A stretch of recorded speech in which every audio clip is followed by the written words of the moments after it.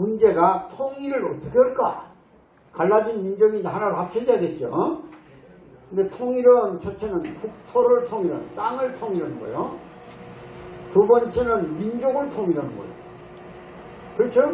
그 다음에 이제 국가가 공통으로 지니를 쓰는 가치관을 통일하는 거예요.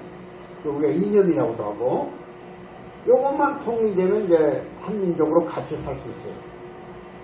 근데 그동안에 우리는 통일국가를 이루면서 살았던 경험이 있어요. 몇 년간 통일국가를 이루고 살았을까요? 신라가 통일한 이후 약 1300년. 그렇게 고려가 통일한 이후에 한 1100년 이렇게 통일국가로 살았다 그러죠. 우리나라는 통일 경험이 두 차례 있어요. 과거에 신라의 삼국통일, 그 다음에 고려의 후 삼국통일. 다 역사에서 기억하시죠? 그러면 이제 이번에 남북통일. 이번에는 이국통일이지, 과거는 삼국통일이라는. 근데 신라란 말을 왜 신라라고 했냐? 잘 아시죠? 신라가 삼국통일할 때 국호를 바꿨어요. 원래 뭐 서라버리니 이런 용어를 쓰다가 덕업일신 그랬어요. 덕업일신. 덕업일신. 그러니까 마음을 넓게 갖고 서로 포용을 하면 반드시 새로운 세계가 온다 해서 새로운 신자를 갖다 주는 거예요. 덕업일신. 한번 따라서 해보세요. 덕업일신. 덕업일신. 그 다음에 이제 두 번째 한 말이 망나사방. 마음을 넓게 가지고 새롭게 다짐을 하면 세상이 넓어진다 해서 망나사방. 망나사방 해보세요. 망나사방. 그래서 덕업일신의 신자하고 망나사방의 나자를 합쳐가지고 신라라 그런 거예요. 그러니까 이미 신라라는 국호는 통일을 전제로 하고 이름이 지어진 거예요. 그럼 그 사상은 어디서 왔냐? 원효 사상에서 왔어. 원효 사상. 원효 대사는 요 경산 출신입니다. 경상도. 다 아시죠 이런 거? 그럼 신라시대 큰 스님들이 많아요. 뭐 원광법사, 의상대사, 뭐 대원대사, 상원대사 많이 있는데 그 중에 가장 위대한 스님은 원효 스님이에요. 원효 스님. 근데 원효 스님은 대번에 요속공주 생각 떠오르죠. 그 다음에 설총 생각나죠. 그럼 일반적 불교 그 교리로 보면 파괴승이라고 할 수가 있어. 파괴승. 불교의 기본 정신은 속세에 가서 그 부처님의 가르침에 따라서 자기를 수양하는 거예요. 근데 원효는 속세에서 세속으로, 세상으로 나왔다는 말이죠. 산속에서 밖으로 나왔어요. 그걸 세속화 그러잖아요. 보통 세상에 살던 사람이 산으로 들어가는 것은 속세라고, 속세. 그 산속에서 수양하던 사람이 그걸 팽개치고 밖으로 나온 것을 세속 그래요. 약간 거칠게 산 사람을 저 사람은 세속화됐다 그런 말 쓰죠. 다 이해하시죠? 예. 그런데 원효는 일반적 개념으로는 세속화된 사람이에요. 보통 스님들이 가는 길을 안 갔으니까. 그럼 원효를 그런데도 왜 동서양을 통해서 최고의 위대한 스님으로 볼까? 부처님 다음에 큰 스님이 원효입니다. 그 중국도 인정하고 일본도 인정하고 미국도 인정하고 세계 다 인정하는 거예요. 그리고 스님으로 일생을 70년 살다 가신 원효가 남긴 저서가 560권이 넘어요. 지금 기록으로 남아져 있는 것만 255권이에요. 58권. 그 중에서 가장 위대한 저서가 금강경을 해석한 금강경 해설서인데, 금강경은 불교에서도 가장 중요한 가르침, 부처님의 가르침 중에 하나인데 그걸 해석한 스님이 그 당대에 없었어요. 원효만 그것을 해석했어요. 그러니까 선덕여왕이 늘 원효의 강운을 들으셨어요. 가르침을 들었다고 말이야. 그 금강경에 대한 깊이를. 그래서 그 당대 신라시대 여왕 중에 하나였던 선덕여왕이 원효의 가르침에 심취해가지고 절에 와서 불경을 공부하고 예배를 드렸어요. 그래서 선덕여왕이 참석했던 그 절 이름을 뭐라고 지어놨느냐, 경주에다가 분황사 그런 거예요. 분황사. 분황. 꽃가루 분자. 여자들 화장하죠. 그 세계 하나밖에 없는 절이에요. 분황사. 꽃가루 분 화장한 황제가 여왕이 절에 오셨다 그런 뜻이야. 이제 알았으면 박수 한번 쳐보시오. 보통 스님이 아니야 그분은. 근데 원효 스님은 29살에 출가했어요. 그러니까 화랑 출신이에요. 원효가 화랑 출신. 그래서 싸움도 잘해 전선에 가서. 그래서 그때 당시 삼국통일 직전 왕이 문무왕이에요. 문무왕. 삼국통일을 완성한 왕이 문무왕인데 그 전에 무열왕이 있어 김유신. 근데 문무왕의 동생이 바로 요섭공주야. 그럼 요섭공주는 대부분 그 시대는 화랑 출신 중에서 가장 용맹스러운 사람과 결혼하는 거예요. 그러니까 화랑 중에 가장 용맹스러운 원효가 있으니까 그 요섭공주는 원효가 내 신랑이다. 그게 사모하면서 마음으로 그리면서 그날을 기다렸던 거예요.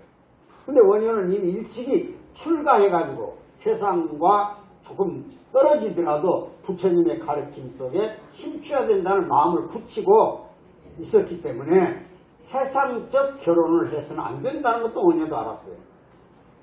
그러니까 무술대에서 스스로 말해서 떨어졌어요. 왜?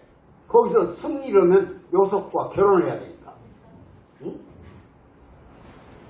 그러니까 이 원효가 말에 떨어져가지고 무술대에서 실력이 안 나오니까 그때 장군 중에 하나가 결국 요섭공주와 결혼한 거예요. 그런데 요섭은 끝없이 원효를 사모한다 그런 얘기예요. 근데 그 요섭과 결혼한 부마가 이제 부마가 됐죠. 결혼했으니까 부마가 다음 전선에 가서 죽었어요. 1년 만에. 그러니까 요섭은 뭐가 된 거예요? 과부가 된 거예요. 과부가. 그러니까 오빠 되는 왕은 동생이 궁을 거느리고 살지만은 혼자 사는 것이 전혀 안타깝고 가만히 지다 보니 늘 원효를 사모한다 이게요. 그래서 고민을 했어요. 근데 그때 원효의 사상 중에 하나 핵심 사상은 평화사상입니다. 평화사상. 삼국이 통일을 전쟁을 해서 성 하나 더 뺐으면 무슨 의미가 있냐. 같은 백성이 전선에 가서 끝없이 죽어요. 그 다음에 다쳐서 부상을 입고 와요. 지금처럼 보온시설이 있는 것도 아니고 의학이 발달한 것도 아니니까 막 살이 썩고 눈이 빠지고 팔다리가 없어요. 전선에서 떨어져가지고. 근데 이런 사람들이 길거리 양식 쪽에서 파리가 막 우고이 붙어있는 데서 죽어가고 있다. 이 길거리에서. 일 못하니 어디 가서 얻어먹겠어요. 그러니까 이것을 사람이 할 짓이 아니다고 절대로 전쟁하지 마라 이렇게 외치고 다녀. 그러니까 문제가 된 거예요. 그 정부에서. 그 신라시대에 지금 민주화 운동할 때 우리 80년대마다 망명도 하고 막 감옥도 가고 그런 시대처럼 정상적인 사람도 있고 비정상적인 사람도 있었겠지만은 그러니까 이제 오빠인 문무왕은 요석이 사모하는 사람이 원효잖아요. 오빠인 문무왕은 저게 문제안을 어떻게 할까? 국무총리는 계속 잡아다 감옥에다 집어넣자는 거야. 그래서 생각해낸 것이 당나라로 더 공부를 하게끔 가도록 유도를 했어. 의상대사와 함께 출국을 종용했다고. 빨리 당나라로 가거라. 근데 첫 번에 당나라로 가려고 육로를 통해서 갔죠. 고구려 쪽을 통해서 북쪽 고구려니까 가다 고구려 군에게 붙들려가지고 저지를 해가 다시 돌아왔다. 그런데 할 수 없이 이제는 배를 태워서 보내려고 은근하게 모종의 압력을 넣어가지고 의상대사, 원효대사 함께 저 남양주라 경기도의 남양주. 응? 거기 당성이라는 데 당성. 남양주에 대부도 가는데 제부도 대부도 잘 모를 거예요. 여기선 거기에. 거기 당나라 배가 상선이 늘 들어와요. 수시로. 그러니까 거기서 기다렸다가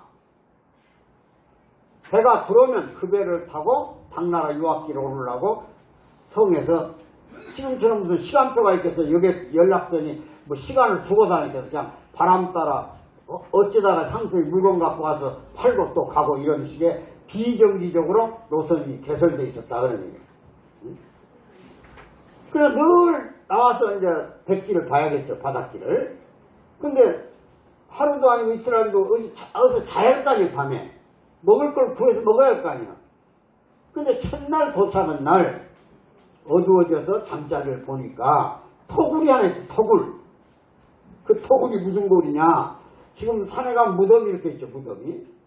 그럼 여기서 상석을 앞에다 놓죠. 돌로. 거기다 제사 지낼 때 음식을 놓잖아요. 추석 때나 명절 때 가면. 근데 옛날에는 산이 우거져가지고 짐승이 많으니까 위에다가 제사를 못 지내요. 그냥 음식을 놓으면 짐승이 달라져요. 약배라든지 호랑이라든지 들깨라든지. 그러니까 무덤 밑에다 굴을 파가지고 그 밑에서 제사를 지낸 거야. 굴 속에 들어가서 그 무덤 굴이 커요. 그러니까 제일 안전하게 쉴 수 있는 자리가 무덤 굴이야. 여러분들도 길 가다가 저물어가지고 어디 모텔 여인수 못 찾으면 무덤 굴로 들어가면 제일 안전해. 왜? 죽은 사람을 지켜주니까. 근데 내가 아까 저 다부동 그 댐에서 굴 하나 지나오는데 그 위에 공동묘지 있더라고요. 그 굴을 뚫어가지고 자동차 지나다니면 그 조상들이 굉장히 불편하겠어. 편한 잠도 못 자고 말이야. 차 소리가 잉잉 나니까. 내가 그 보고 처음으로 이제 다부동 전선에 어딘 걸 현장을 봤는데 오늘 안동 오면서. 자, 아무튼 간에 원효도 이제 굴 속에 들어갔다는 거예요. 땅막 속에. 그래서 들어가서 딱 눈에 보니까 바가지에 물이 고여있다 이게야. 마치 목도 마른데. 그래서 그 물을 들고 마셨던 게 원효 생각은 누가 제사 지내다가 물을 쓰고 남은 물인 줄 알았어 이게. 느낌이 밤에 안 보이지만. 그래서 그 물을 들고 마셨어요. 얼마나 목마를 때 먹는 물은 기가 막히겠습니까? 엄청나게 기가 막히게 맛있다 이게. 그리고 아침에 눈을 뜨고 다시 그 물을 조금 남겼으니까 한 모금 더 먹으려고 들고 눈을 떠보니 해골이다. 해골. 해골의 고인물이야. 그래서 먹은 물 다 토해버렸어요. 그리고 드디어 깨달은 거야. 그게 유명한 말이 일체유심조 그러는 거야. 일체유심조. 모든 것이 마음먹기에 다르구나. 자, 어제 저녁 그릇이, 오늘 아침 그릇이 바뀌었어, 안 바뀌었어요? 안 바뀌었죠? 그 물이 바뀌었어요, 안 바뀌었어요? 안 바뀌었죠? 맛이 바뀌었어요, 안 바뀌었어요? 안 바뀌었죠? 아무것도 변한 게 없는데 왜 어제는 맛있던 물이 오늘은 토해지는가? 여기에 번뇌로부터 해결을 했다 그런 얘기야. 이건 마음먹기에 달라서 변하는구나. 응? 이게 유명한 일체유심조입니다.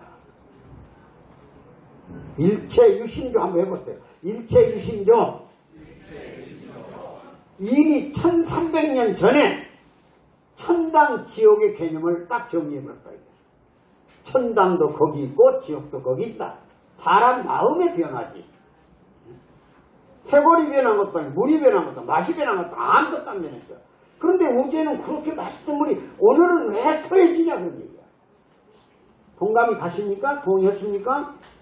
그러니까 여기 혹시 지옥은 저 밑에 있고 천당 위에 있다고 착각하지 말라는 게 마음속에 있다 그런 얘기야.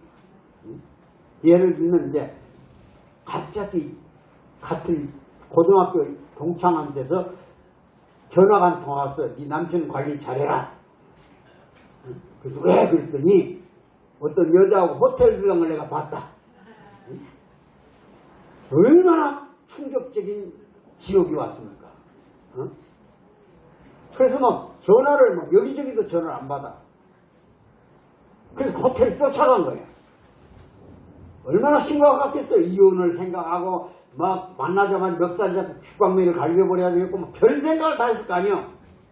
근데 가보니까 거기서 여기서 세카타리하고 같이 세미나 준비를 위해서 호텔에서 국제 세미나가 열리니까 큰 호텔에 거기서 일을 하고 있는 걸 같은 동창이 보고 그냥 여자하고 같이 들어간 것만 보고 전화한 거예요. 그러니까 전화 받는 시간은 지요. 가서 찾아가서 보니 국제 세미나 준비원이라고 왔다 갔다 걸 보는 순간 뭘로 바뀌어버렸어요? 천당으로. 지옥과 천당이 마음의 변화다. 어? 그래서 원효는 그때 모든 세상의 이치를 알았기 때문에 주를 향해서 스님을 향해서 공격을 했어요. 지금 세상이 서방 정토를 향해서 가야 되는데 뭐하고 산속에 들어서 자기 수행만 다짐하고 있냐고. 중생을 구해야 할 거 아니냐. 그래서 다 산에서 나와라. 그래서 우리가 서방 정토를 만들어서 편안한 세상, 부처가 이루고자 하는 세상을 만들자. 그걸 우리는 이름하여 대승불교라고 해요. 대승불교. 소승불교, 대승불교냐. 소승은 자기 혼자 구원. 남이 뭐라고든 나 혼자 수행해가지고 부처가 되면 되겠다. 그런 얘기고, 대승은 여러 사람이 함께 부처 나라를 만들자 그런 거예요. 이게 통일의 기본인 거야. 원흉해통. 응? 둥글면 통한다. 유연만 원흉해통.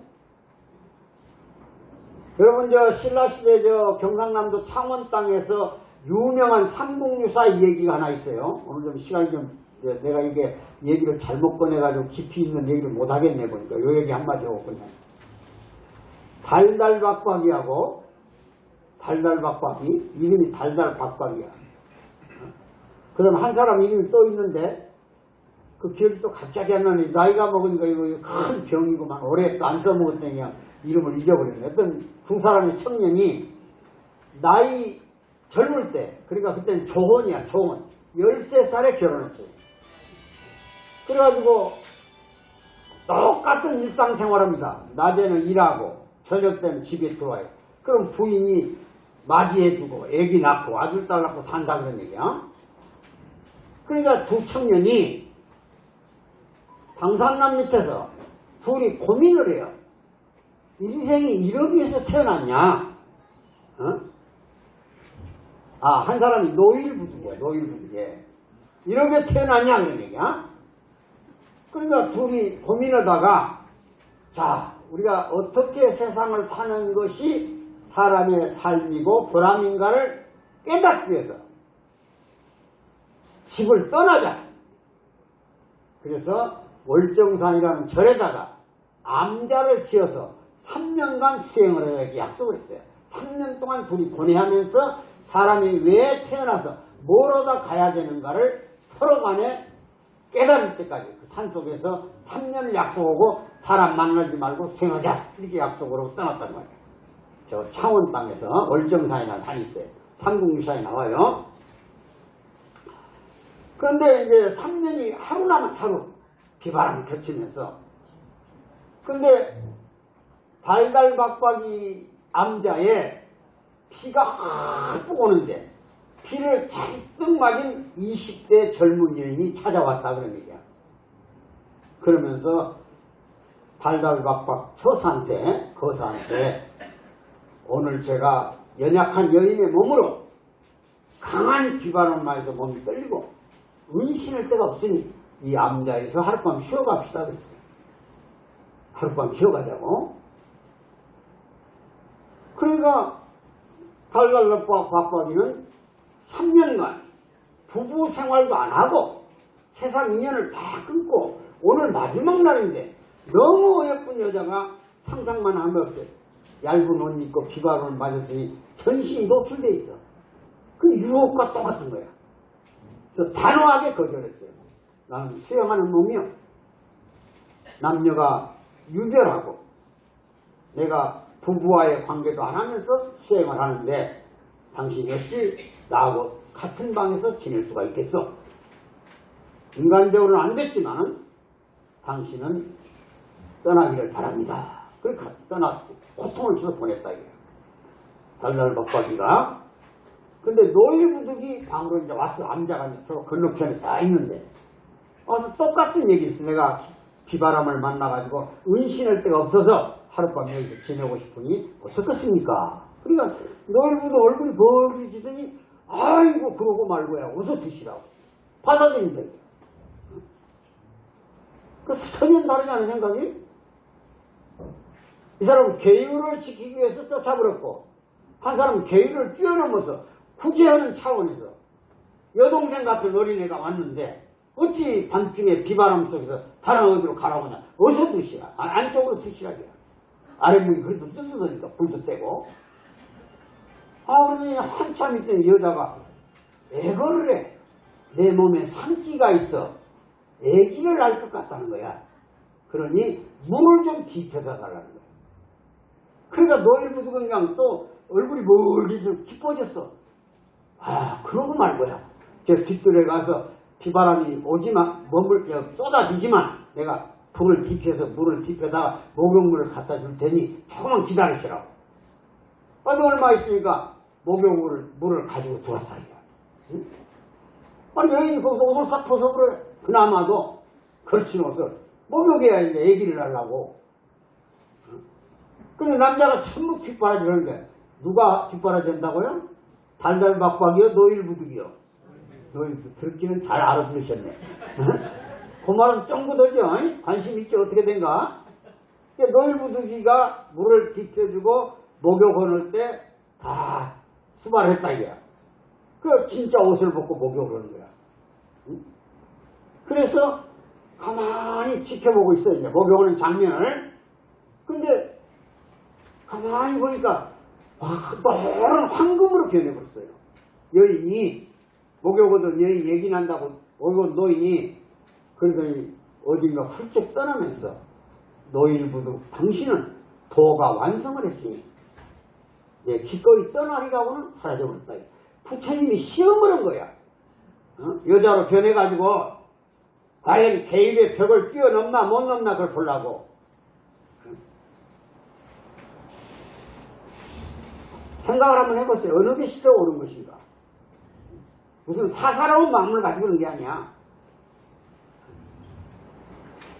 그럼 그 다음날 이제 동네 사람들이 3년 만에 온다고 했는데 궁금하지 않아요? 어떻게 됐는가? 그래서 쭉 줄을 서보니까 노일부득은 부처가 돼가지고 그거 앉아있고 달달박박은 사람 고대의 모습을 가지고 있다는 거야. 그게 얼마나 부끄러운 일이야. 그래서 달달박박이 노일부득 암자로 와가지고 부처된 같은 동료인데 노일부득 암자로 와서 가만히 보니까 드디어 깨달음이 생겼어요. 왜? 상대방 입장에서 이해를 못하고 자기중심적으로 갔다. 응? 그것이 도의 근본이 아니다 이게. 우리 도라는 것은 이기주의를 벗어나는 거야. 이타주의. 남을 배려하고 남을 이해하는 입장에 서야지 자기중심으로 계율을 지키겠다고. 그건 계율이 아니야. 그래서 거기서 반성을 합니다. 노일부득 상당히 위대하네. 나는 내 탈을 못 벗어서 이렇게 멀쩡한 사람으로 남아있고 자는 부처가 됐으니 참으로 내가 미안하고 면목이 없네 이랬어요. 그랬더니 노일부득이가 한마디를 해요. 부처되는 노일부득이 뭐라고? 자네도 뉘우침이 크구만. 자네도 이제 깨달음이 생겼어. 응? 그러니 한번 자세를 정지하고 앉아있어 보라고. 그러니까 달달박박이도 부처가 된 거예요. 무슨 부처가? 새끼 부처. 부처님 믿는 사람한테 새끼 부처라고 큰일 납니다. 용어를 잘 써야 돼. 뭐라고? 적은 부처가 됐다 그럽니다. 같은 말이라도 적은 부처가 듣기 좋지 새끼 부처라고 하면 되겠어요? 그래서 두 부처가 나란히 앉았더라. 결론은 뭐냐? 결국 인간이 태어나서 살아야 할 목표는 자기 중심으로부터 상대방 중심으로 가는 거다. 그러니까 우리가 남북통일을 하면 북한과 남한은 다릅니다. 70년간 갈라졌죠. 73년이지 지금. 그럼 갈라져 살기 때문에 1300년 같이 살았던 가치관, 생활의 환경, 우리가 지켜야 할 품성, 도덕, 윤리 다 체계가 바뀌어버렸어요. 그래서 서로 달라졌어요. 바꿔 말하면 우리는 남북 간을 뭐 한다고 그래요? 남북을 합치는 걸 뭐라고 용어를 써요? 통일 그러잖아요. 맞죠? 근데 북한은 통일이라는 말을 안 씁니다. 그럼 뭐라고 할까? 남조선 해방 그러는 거예요. 그래서 다르잖아요 벌써. 북한은 통일부가 없어요. 대남 혁명사업부가 있는 거예요. 노동당 안에. 우린 통일부가 있죠. 통일을 하고. 근데 북한은 통일부가 없어요. 왜? 남쪽은 통일 대상이 아니야. 무슨 대상이라고요? 혁명 대상이에요. 해방 대상. 박수 한번 쳐보세요. 응? 짧은 시간에 북한 이제 대인관계 여러 사람을 이제 평화대사 자격을 가졌으니 큰일 통일에 대한 큰일을 하면 뭔가 남보다 다른 것을 가지고 시작해 무기를. 그럼 딱 그 말 한마디 던지면 이거 봐라 우리보다 나보다 훨씬 앞에 갔다 이 사람이. 난 지금까지 남북이 통일하고 통일을 같이 부르니까 같은 줄 알았더니 남쪽은 통일을 한다고 그러고 북쪽에서는 해방한다고 그러구나. 엄청난 차이죠. 그러면 해방이 왜 안 되냐? 북한은 소련군이 와서 인민을 해방시키고 갔는데 미국은 여기 주저앉아가지고 남조선을 풀어주고 있다는 거예요. 그러니까 미국만 나가면 남조선까지 해방된다. 그래서 미군 철수가 북한의 최고 목표인 거야. 주한미군 철수. 미군이 있어가지고 조선이 괴뢰정권 남아있지 미국만 따르면 해방 금방 온다. 그래서 저 사람들은 입만 열면 우리 민족끼리 그런 거예요. 입만 열면 백두에서 한라까지 백두산의 한라까지 해방을 해야 된다 그런 얘기야.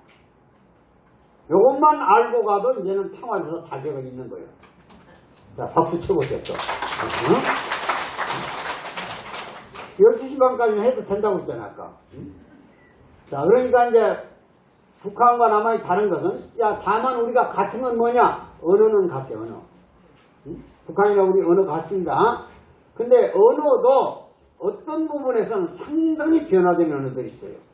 하나 예를 들면 제가 2003년인가 평양에서 한 2시간 거리에 당군릉이라고 당군릉 평안남도 강서군 거기에 당군릉이 있어요. 엄청난 김일성이 죽기 전에 설계해가지고 죽기 전에 이제 시작을 했는데 죽은 뒤에 완공을 했는데 당군 계시죠. 우리나라 조상 아까 우리 도지부장님 얘기한 당군 그분의 능을 당군의 시신을 찾아다 능을 만들어놨다 그래요. 유고를 찾아다가 근데 거기 견학을 하고 있는데 황사가 확 불어오더라고요. 황사 알죠? 미세먼지. 그래서 이제 마스크를 꺼냈다. 이제 마스크를 꺼내서 이렇게 딱 걸었어요. 그랬더니 북한에 나를 안내하는 사람이 등을 툭툭 쳐요. 그래서 이렇게 쳐다봤더니 선생 코골이 좀 내시오 그러더라고요. 코골이 처음 들었어 내가. 이 사람아 왜 마스크를 코골이라고 하나 이렇게 지적을 하다가 가만히 생각을 해보니까 마스크는 외래어야. 외국에서 들어온 말. 근데 코골이 우리말이잖아요. 이름은 잘 지어놨구나. 그래서 내가 승복을 했어요. 너희들이 이름을 잘 지어놨다. 코골이라고. 그래서 내가 그 친구 보러 조용하게 물어봤어요. 여성들 가슴에 메고 다니는 건 뭐라고 하냐? 여기는 외래어로 브라자. 그럼 북한에도 무슨 브라자라는 말을 쓰는가 이거 알라고 뭐라고 하냐 그때 이런 씩 웃더니 가슴 안경이요 그러더라고. 참 재밌더라고. 아주 재밌어. 그 표현은 되잖아요. 가슴 안경이라고. 그래서 내가 하나 더 물어봐 버렸어요. 평양에 외국인들이 많이 와 있는데 거기도 창녀가 있을 거 아니냐 몸 파는 여자들. 그랬더니 못 알아들어요. 창녀가 뭔지를 몰라요. 그래서 구체적으로 설명을 했어요. 누구나 그냥 상대는 몸 파는 여자들 없냐 할 때 그거요? 공화국에서는 창녀라고 하면 못 알아듣습니다. 그 뭐라고 알아듣냐 했더니 공중병서 어디 많이 모여있냐고 물어봐야 됩니다. 그래. 이름을 잘 정했더라고. 공중병서는 누구나 들락날락 안방 화장실에 자기밖에 안 가지만 북한 사람들이 그런 데는 없었더라고. 그 사람들도 다 은어입니다. 일종의. 그렇게 우리하고 다릅니다. 예를 들면 우리는 양계장 그러면 그건 닭공장 그러잖아요. 우리는 도시락 그러잖아요. 거기서는 곽밥 그래요. 곽 속에 밥 들었다고. 이렇게 용어가 좀 달라요. 그러니까 약간의 차이는 있어도 살다 보면 조금 합쳐서 다르다. 그럼 당신하고 우리하고 다르다. 이걸 전제로 해야 돼요. 달라도 같이 살 수 있다 할 때 통합이 되는 거예요. 달라도. 그러니까 통일은 완전히 일체되는 통일이 아닙니다. 이 무지개 있죠. 무지개. 7가지 색깔이 하나의 조화를 이루죠.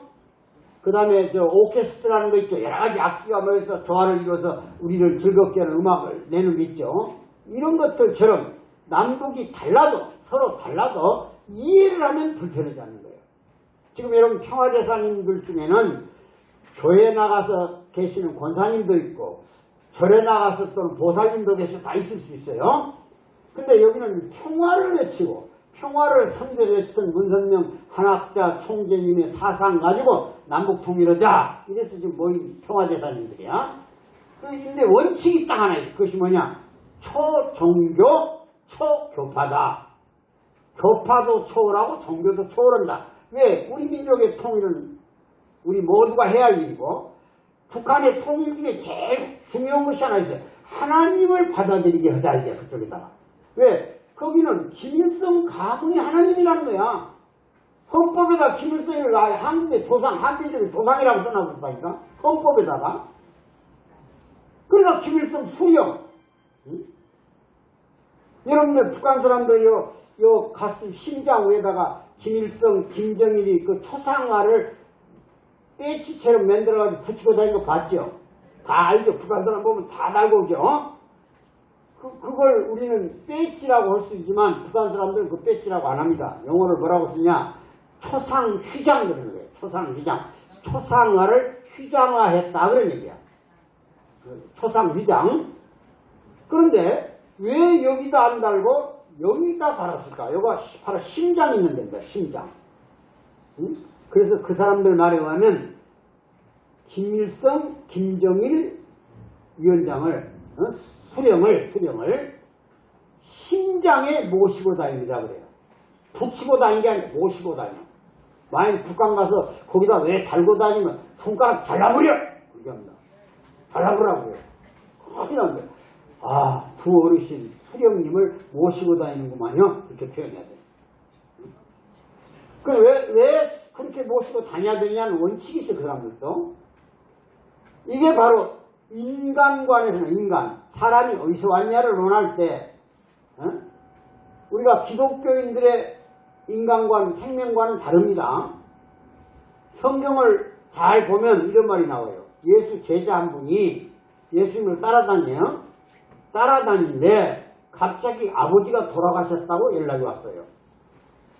그러면 예수 제자가 예수님을 선생님처럼 봤으니까 선생님, 아버지가 집에서 돌아가셨으니 가서 장례를 치르고 오겠습니다. 그랬다 이거야.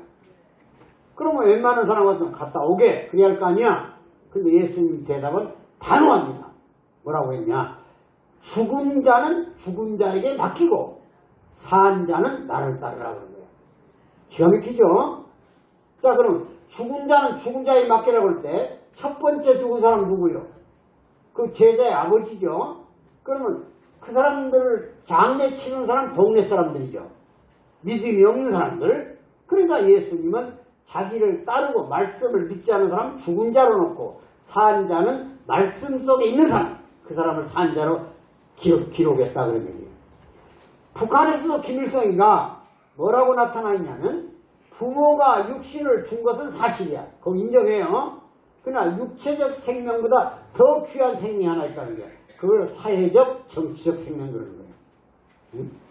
그 사회적 정치적 생명, 사람답게 사는 길을 찾아준 김일성 어버이 수령이 바로 사회적 정치적 생명을 줬으니 집에 나를 낳아서 길러준 부모보다 위에 있다는 거예요. 왜? 육체적 생명은 100년을 못 가지만 정치적 사회적 생명은 영원하다는 거예요. 그래서 북한 사람들은 김일성, 김정일이 죽었다는 생각을 안 해요. 군데군데 써졌어요. 주석님은 인민과 함께 영생하신다고. 그게 바로 북쪽의 영생론이에요. 하나님보다 더 위대하게 모시는 거야. 응? 더 깊이 들어가면 자주의식이니 창조의식이니 사상의식을 김일성 주석이 줘서 사회를 변화시켜 혁명을 하는 추동적 힘을 갖게 하고 자기 인생의 주인이 나라는 걸 확실하게 해줬다는 거예요. 이렇게 속어야죠. 신념화되고 종교화되고 철학화된 거예요. 이걸 어떻게 뛰어넘냐 이거예요 우리가. 그래서 그분이 나를 사람답게 만들어줬는데 그분을 영원히 모셔야 됩니다. 그래서 인체의 가장 중요한 기관, 모든 인체에 있는 기관은 잘라내도 살아요. 폐도 자르고 간도 자르고 소장, 대장, 다 심장도 자르면 됩니다. 근데 심장만은 건들면 죽는 거예요. 그래서 인체가 가지고 있는 가장 기관 중에 제일 중요한 기관인 심장 위에다 모시고 다니는 거예요. 이해하셨어요? 그럼 혹시 북한 가서 그 배지라고 했다가 큰일 나는 거야죠. 아, 주석님을 심장 위에 모시고 다니는군요. 이래보셔. 우리 동지요. 어떻게 위대한 동지 수령님을 아십니까? 그래야 얘기가 되는 거예요. 북한을 모르면 이해가 안 되는 거예요. 중요한 거 알았죠? 처음으로 알았죠? 북한 사람들이 왜 여기다가 그 수령 초상화를 모시고 다니는가? 정치적 생명을 줬다. 영원한 생명. 그러니까 그분이 나를 낳아준 부모 위에 계신다. 이거야. 그러니까 부모님은 잊어버려도 주석님은 잊어버리면 안 된다. 그런 뜻이에요. 내가 창광산 여기라고 평양에서 대동강 쪽으로 가다 보면 여기 하나 있어요. 깊이가 한 100m 있어요. 100m. 평양 지하철은 단선이지만 깊이는 100m입니다. 그 에스컬레이터를 몇 번 건너뛰어서 가야 돼. 그때 여름인데 옷을 자연스럽게 입고 다녀요. 정장도 아니고. 그러니까 자연스럽게 직장 가는 사람들이 쫙 지하철 타려고 내려온 데서 한 15분을 쳐다보고 한 사람이 배지를 놓고 온 사람 있는가 보려고. 기가 막힌 거야. 한 사람도 없어요. 부끄럽더라고 신앙한 사람으로서. 과연 우리가 모시는 어르신에 대해서 그런 정성을 갖고 있는가 아마. 응? 기가 막힌 거야 아주. 그래서 하나 예를 들면 이런 겁니다. 공원에 어떤 젊은 부부가 자신 있는 손을 잡고 가요. 그 부럽지요? 이 행복한 집안인가 보다. 그럼 가서 물어봐요. 어떻게 두 분이 만나가지고 아들을 낳았어? 이렇게 물어보면 그 사람들이 뭐라고 대답할까요? 사랑해서 만났습니다. 그러면 정답이야. 맞아요? 틀려요? 맞죠? 근데 북쪽에서 그런 표현을 쓰면 아주 저질스러운 사람이 됩니다. 인간적 사람을 만났다고. 그럼 북한에서는 애를 데리고 가는 부부한테 가서 어떻게 두 분이 만났습니까? 그럼 뭐라고 할 것 같아요? 심장으로 만났습니다. 그런 거예요. 심장으로. 어버이 수령님의 충성심으로 만났다. 그런 거예요. 그러니까 얼마나 북한 사람 우리하고 차이가 나느냐 그런 거예요. 그 사람들하고 같이 살아야 돼 앞으로. 어느 기간 동안. 탈북인들하고 지금 탈북인들이 표현을 안 해서 그러지 다 그 모시고 살던 사람들이에요. 그래서 남쪽 사람이 거울 감싸서 얘기를 안 해요. 그 표현을, 사상적 표현을. 그러나 마음속으로 늘 그 사람들은 불안한 거예요. 그래서 탈북자가 35,000명쯤 되는데 그 중에 현재 53, 4%가 평양으로 다시 가고 싶다는 거예요. 남쪽에 하니까 너무 천박스럽다는 거예요. 다만 먹는 것만 풍요롭지 사람다운 사회는 그가 있다고 이렇게 생각하는 거야. 그럼 그 사람들까지 끌어들일 수 있는 우리의 내용은 뭔가? 그것은 우리가 하나님과 같이 사는 마음을 가져야 돼. 그래서 신자를 붙여놓은 거야 아까. 하나님 신자를. 우리도 그 넓은 마음, 아까 원효의 가르침, 원흉회통의 사상, 여섯 공주를 끌어안고 거기서 위대한 설총을 낳고 그걸 초월해가는 부처의 사상을 가져야 된다. 여러분, 여섯 공주는 원효하고 만나가지고 열흘 만에 설총을 임신했습니다. 그래서 설총은 당대 큰 유학자가 유학자. 유교학을 했다는 거죠. 그러면 상식적으로 중의 아들이 중되는 게 더 좋을 텐데 왜 유학을 했을까요? 큰 뜻이 있어서 그런 거예요. 불교는 미래를 얘기합니다. 미래. 진여라는 것을 얘기해요. 다시 말하면 윤회환생이라는 말 들어봤죠? 세상에 살다 가면 짐승으로 나오든지 또 경우에 따라 사람으로 나오든지 이렇게 흉내 돌아간다 그런 얘기야. 그래서 좋은 일이라고 하면 좋은 짐승으로 나오고 나쁜 일이라고 하면 악한 짐승으로 나온다고 가르침이 저 세상에 대한 부처의 가르침이 있다 이게 기독교가 천당 지옥을 얘기하듯이. 그런데 불교는 미래만 얘기했지 땅에 사는 사람들에게 지켜야 할 도덕윤리를 제대로 가르치지 않았다 이게. 이게 이제 공자의 가르침이야. 그러니까 불교하고 유교가 만나야 정적선과 행적선이 이루어지는 거야. 공자는 땅에 와가지고 인간이 사는 도덕윤리를 가르쳤잖아요. 부자지간에 어떻게 하라, 형제간에 어떻게 하라, 친구지간에 어떻게 하라, 군대 가서는 살신을 할 때 분별을 하라, 이거 다 가르쳐서 화랑도 세서오기가 나오고 그런 거 아니에요. 불교와 유교를 합치야만 동국이 생겨나는 거예요. 그래서 설총을 낳아서 대유학을 통해서 불교하고 만나는 거예요. 그 여섯공주는 거기서 열흘간 뜨거운 사랑을 하고 세속화해가지고 영원히 자기 남편이 될 줄 알았어. 근데 어느 날 호련히 도복을 입고 떠나버리는 거야, 원효가. 그때 비로소 원효의 진심을 알고 뜻이 있어 내 앞에 왔고 나하고 사랑을 했고 그러고 아들을 하나 남겨놓고 떠나버렸다 그래요. 그래서 그 길로 보살의 길을 가기 위해서 원효가 어디 절에 있으면 수백 개 절을 다녔잖아요, 전국을. 한 7, 8분 1km 지점 거기다 암자를 지어 조그만하게 거쳐요. 거기서 불공을 드리는 거예요. 늘 가까이서. 별로 무찹지를 다 하잖아, 원효가. 전염병이 안 돼도 휘두라돌아다니지, 돌 깨는 석공 들고 막걸리 마시면서 얘기도 하지, 우물가에서 빨래하는 안학녀들 오고, 돌아서 소변을 봐요. 안학녀들이 빨래하고 있는데. 그럼 시덕거릴 거 아니야, 남자가. 스님이 도복을 입고. 그때 원효 얘기가 걸작이잖아요. 나도 사람이요. 급하면 방법이 없으니 이해하죠. 이러면서는 가까이 가. 그래서 바가지 들고 다니면서 대중불교를 외쳤던 거야. 근데 마지막 70대 죽어요. 죽을 때 웬만한 스님들은 잘못 답이 여기서 답이 불태워서 거기서 나온 걸 뭐라고 그래요? 살이지, 살이. 살이가 이제 얼마 나왔냐 그러니까 부처님도 살이 나왔으니까. 근데 원효는 죽음에 이르는 70대 가서 죽는 순간 자기 몸을 뒤따라다니는 중이주 새끼중 스님한테 가서 여속을 찾아오라고 그래, 자기 부인은. 그리고 손을 붙잡고 처음으로 여보 그러는 거야. 당신은 영원한 내 부인이었습니다. 그리고 내 시신을 거두시오 그러는 거야. 죽음은 당신이 맞이해라 이 말을. 얼마나 고통스럽게 살았냐 이게. 내 행태를 깊이 이해했겠냐 그러는 거야. 그리고는 유언할 때 이렇게 하는 거야. 내 시신은 불태워서 그 수작 부리지 말고 살이 구한다 있다고 하지 말고 어차피 자연로 가는 거 뒷산에 버려버리라는 거야, 나를. 그러니까 그러면 안 됩니다 그러니까 아니야. 내가 수많은 도의 길을 다닐 때 절로 이동하고 글 쓰고 다닐 때 제일 나와 가까이 해주는 것들이 늑대들 들깨 이놈들한테 내가 좋게 했다 이거 아무것도.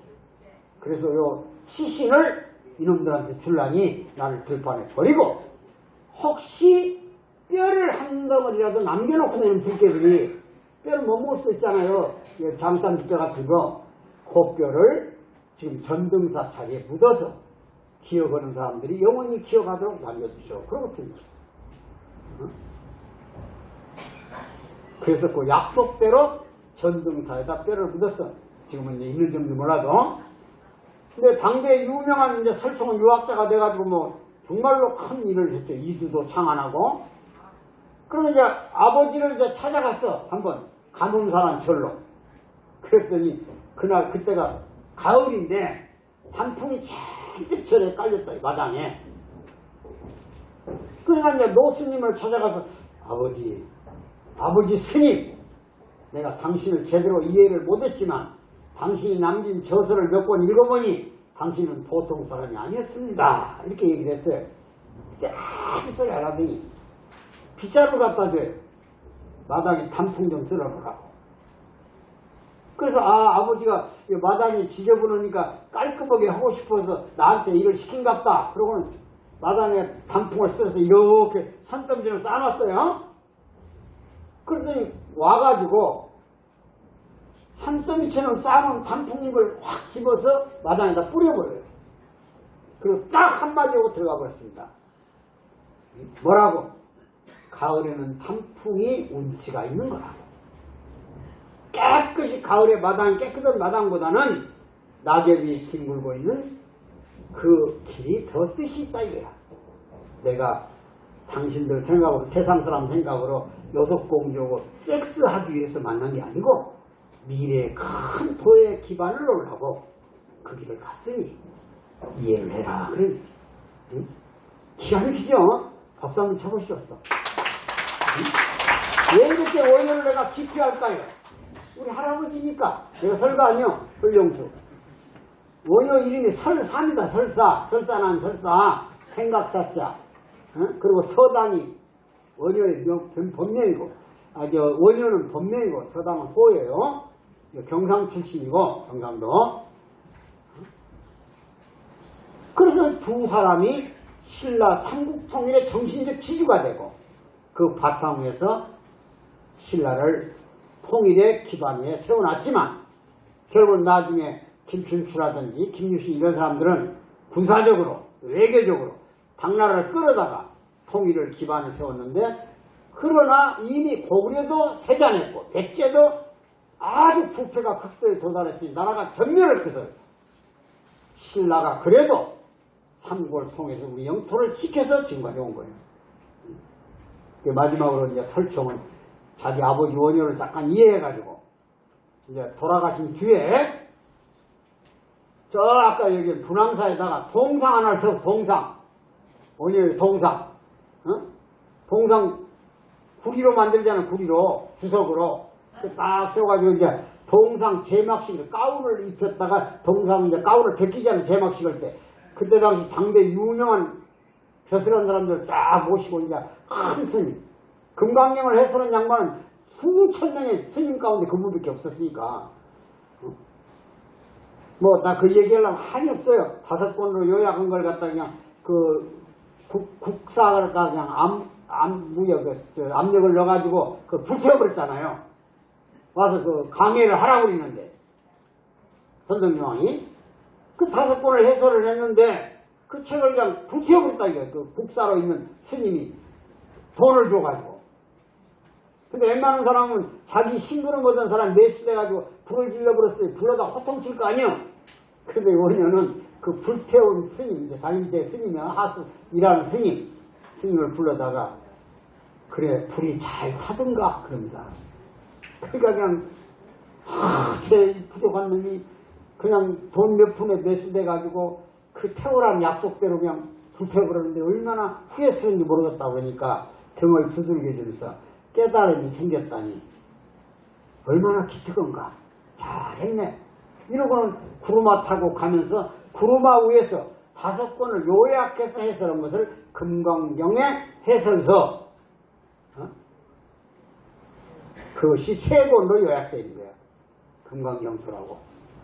기가 막히잖아요. 그래서 이제 동상을 딱 제막을 해요. 가운을 벗겼다 그런 얘기야. 벗겨서 인사를 올리려고 딱 보니까 원효의 목이요, 목. 머리가 뒤로 돌아가 버렸어. 앞을 안 봐요, 설총을. 왜 그랬을까요?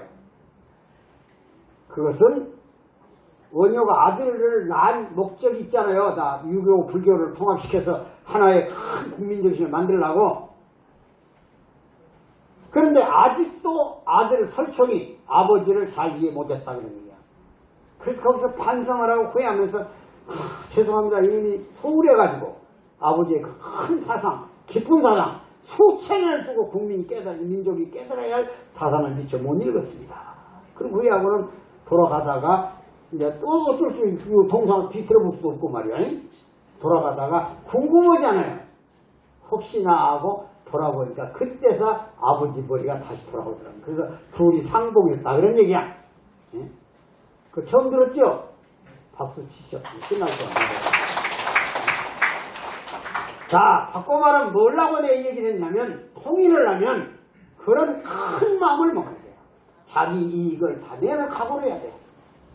영원히 후손에게 이 땅을 물려줘야지 않아요. 분단 국가를 놔두면 끝없이 갈등과 선고가 이루어져요. 재앙이 계속 와요. 통일 국가를 만들어 놓으면 통일에 들어가는 비용은 투자 비용이야. 엄청난 국가가 발전해요. 북한의 인력, 자원, 그 다음에 모든 그 철도라든지 이런 걸 연결해서 세계로 가는 길이에요. 당장은 너무 비용이 들지요. 동서독처럼. 그러나 미래로 가는 길은 통일국가를 이루는 길이에요. 이것을 보고 싶어서, 이루고 싶어서 북한에까지 가서 인정을 받은 우리 문선명 선생님은 눈을 감고 일찍 가셨지만 그 뜻을 그 영부인 되시는 한학자 총재님이 지금 잘 이루고 있어요. 그러나 결코 여러분들에게 종교를 강요하지는 않습니다. 이게 분명해. 초국가 세계적으로, 초종교, 초종파적으로 여러분 신앙 그대로 지키시고, 뭐 혹시 교리를 들어보고 싶으신 분은 교회개통을 통해서 아까 참가적 운동 같은 거 얼마나 기가 막힙니다. 인간의 기본적인 틀을 다 가르쳐줍니다. 이것을 가져야 북한을 끌어안지 어떤 편파적인 이론이나 지금 뭐 일반적으로 비판하는 단체들처럼 통일을 가지 않는 게, 지금 우리 문재인 대통령이 환경은 잘 따라가요. 지금 걱정스러운 사람들이 많이 있어요. 걱정할 거 없어요. 자, 하늘의 뜻을 이루기 위해서 그분도 환경을 만드는 거예요. 다만 우리 국민이 중심만 바로 잡으면 절대 나라 안 넘어가요. 하나님이 어느 편에 있냐에 따라 결정되는 거예요. 역사는 수없이 그걸 증명해요. 1차전, 2차전도 하나님 편에 쓴 나라들이 이기는 거예요. 김정은이는 밖으로 나올수록 그 힘이 빠지는 거예요. 이미 70년이 지나갔으니까 북한은 망하기 시작했어요. 지금 큰소리 땅땅 치고 뒷동시에 사람 많이 쪘지만 그거 망하고 있는 거예요. 왜 그러냐?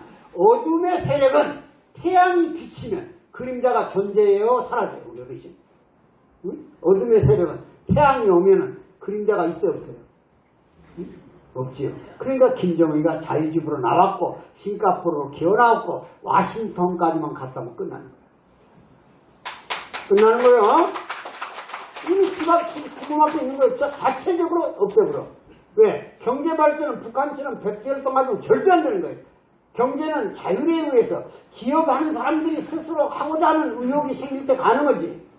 내가 돈을 벌어서 남보다 좀 편안하게 살고 좋은 혜택을 받는다니까 죽을까 하고 새벽부터 뛰는 거지.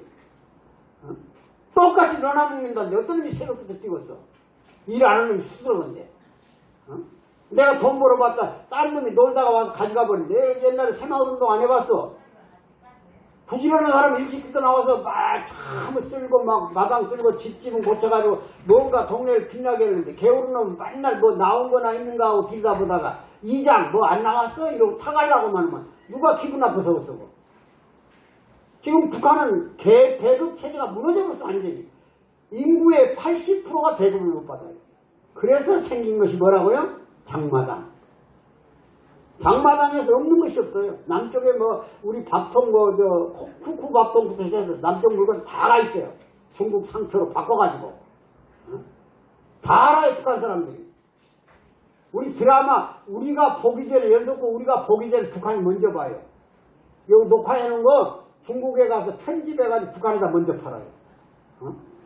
북한에서 제일 많이 보는 남쪽 드라마가 뭔지 아세요? 정도전. 정도전은 애정 드라마 아닙니다. 무슨 드라마냐? 태조 시대, 조선 태조 대왕이 있었잖아요. 조선 초기에. 그 시대의 정도전은 민본주의를 주장했다. 민본, 권력을 분산해서 제왕만이 권력을 하는 시대를 파괴하기 위해서 정도전에 중요한 부처님이 나왔습니다. 경국대전이 나오고.